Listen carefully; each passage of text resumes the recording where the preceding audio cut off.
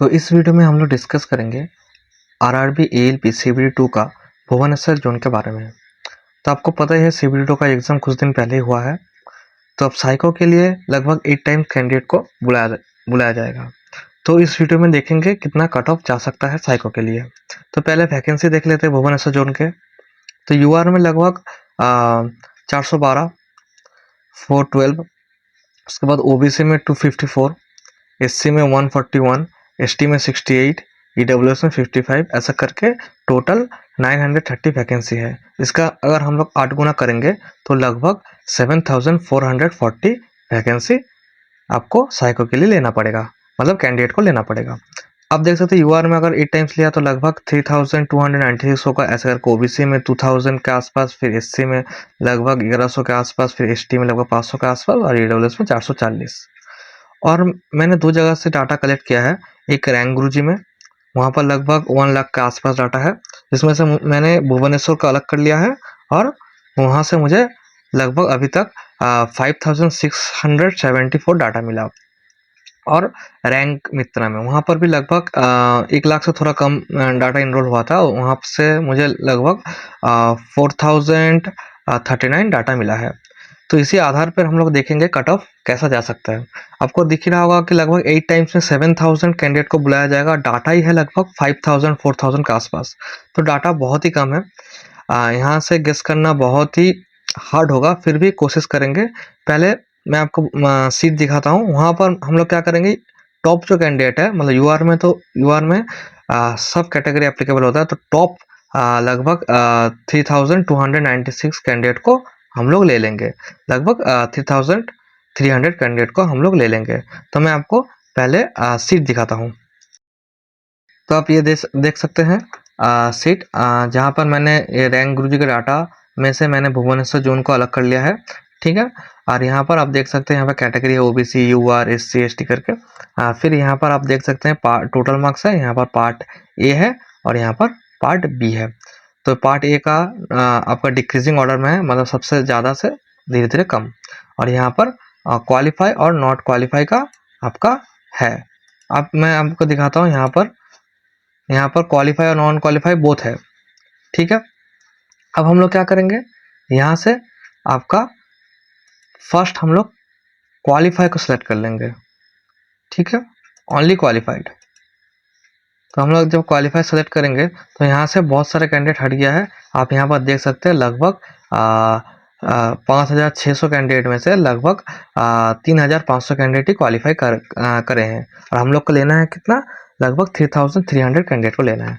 तो अगर हम लोग यहाँ से चूज करेंगे तो यहाँ पर देखेंगे 3000 कैंडिडेट को लेने के बाद कितना कट ऑफ गिर रहा है। तो यहाँ पर हम लोग कर रहे हैं, तो ये रहा आपका 3300 कैंडिडेट। तो आप यहाँ पर देख सकते हैं कट ऑफ कितना गिरा, लगभग 57। मतलब 57 कट ऑफ तो यूआर का जाएगा ही, क्योंकि लगभग अभी 3300 कैंडिडेट आ गया है, इन लोग का 57 के ऊपर नंबर है। तो जैसे कि हम लोगों ने सीट में देखा, लगभग यूआर का कट ऑफ लगभग 57 से लगभग 58 का बीच यूआर में जाएगा। और आप लोग को मैंने पहले ही बता दिया, ये जो डाटा है 5674, इसमें से क्वालिफाई कितना है, इसमें से आपका क्वालिफाई है लगभग आपका 3543, ठीक है। और आपका जो नॉन क्वालिफाई है वो कितना है, वो लगभग आपका 2131, यह है नॉन क्वालिफाई कैंडिडेट, ठीक है। तो आपको दिख ही रहा होगा लगभग 3500 कैंडिडेट में से हम लोग ने 3300 कैंडिडेट यूआर में ही ले लिया। तो अब इसके बाद ओबीसी, एससी, एसटी और ईडब्ल्यूएस में यहाँ से निकालना बहुत ही कठिन है, और यहाँ पर मिलेगा भी नहीं अगर हम लोग ने कुछ निकाला भी। तो थोड़ा सा अप्रोक्स हम लोग आइडिया कर सकते हैं कि ओबीसी में लगभग जिसका लगभग आपको 48 का प्लस है, वो साइको के लिए एप्लीकेबल हो जाएंगे। एससी में लगभग आपका आप पढ़ सकते हैं लगभग आपका 45 के प्लस जिन लोग का है, फिर एससी में लगभग आपको 40 प्लस जिन लोग का है, और ईडब्ल्यूएस में ऐसा ही 45 प्लस इन लोग का है। ये मैं पहले ही बता दूं, ये एक अप्रोक्स आइडिया है। मैंने आपको डाटा दिखाया, डाटा के हिसाब से ऐसा लग रहा है कि इतना नंबर आने का बाद इन कैटेगरी में साइको के लिए बुलाया जा सकता है। तो इस ऐसा ही करके हम लोग रैंक मित्रा में देख लेंगे। रैंक मित्रा में लगभग जो डाटा है वो है 4039। मैं आपको दिखाता हूँ।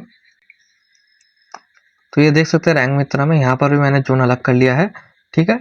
और यहाँ पर भी आप देख सकते हैं पार्ट ए का मार्क्स जो डिक्रीजिंग ऑर्डर में है और पार्ट बी का मार्क्स। तो हम लोग यहाँ पर क्या करेंगे, पहले पार्ट बी को जितना क्वालिफाइड नंबर है उससे ज़्यादा जिन लोग का है वो कैंडिडेट को हम लोग पहले लिख लेते हैं। तो क्वालिफाइंग मार्क्स है लगभग 26.25, ठीक है। तो आप देख सकते हैं लगभग 4000 के आसपास कैंडिडेट था, उसमें से क्वालिफाइड कितना है 2664। तो ये बहुत ही कम है।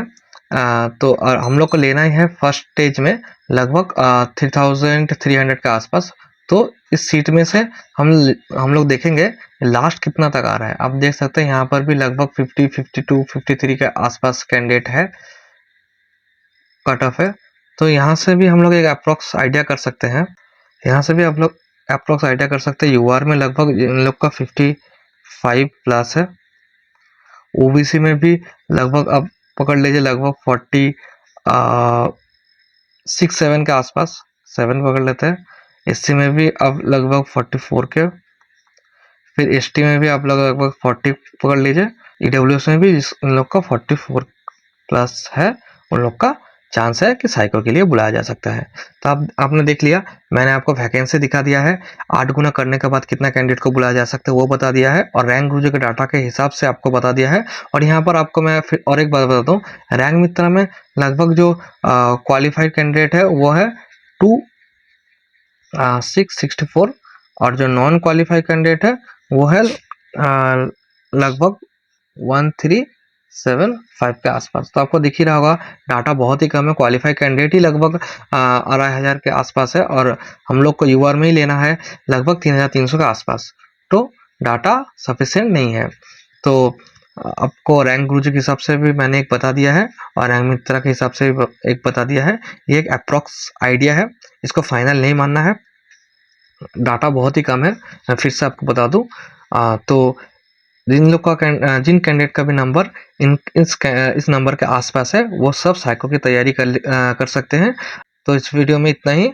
अगर आपको ये वीडियो ठीक ठाक लगा तो आप चैनल को सब्सक्राइब कर सकते हैं, वीडियो को शेयर कर सकते हैं, और डिस्क्रिप्शन में टेलीग्राम का लिंक होगा, आप वहाँ पर ज्वाइन कर सकते हैं। वहाँ पर मैं अपडेट देता रहता हूँ, और आप कमेंट कर सकते हैं इसके बाद आपका कौन सा जोन का आपको वीडियो चाहिए। तो इस वीडियो में इतना ही। Have a good day, thank you.